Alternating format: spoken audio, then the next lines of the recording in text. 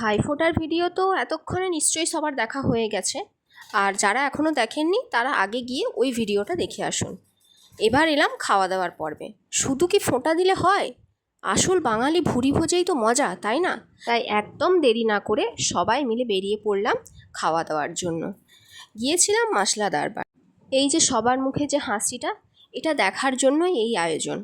খাওয়া দাওয়া তো আমরা সকলেই করে থাকি, কিন্তু একসাথে বসে এই গল্প, হাসি, ঠাট্টা, মজা, ইয়ার্কির মধ্য দিয়ে যে খাওয়া দাওয়াটা, সেটা সত্যিই বোধহয় আমাদের হয়ে ওঠে না সময়ের অভাবে।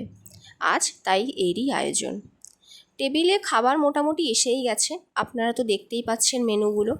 সবাই মিলেই ডিসাইড করেছিলাম, কিন্তু ডিসিশন নিতে একটু ভুল হয়ে গেছিলো।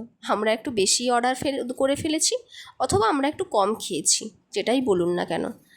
তো খাওয়া দাওয়া নিয়ে কিছু বলবো না, প্রত্যেকটা খাবারই দুর্দান্ত ছিল। টেস্ট যেরকম, কোয়ালিটি কোয়ান্টিটি সবটাই।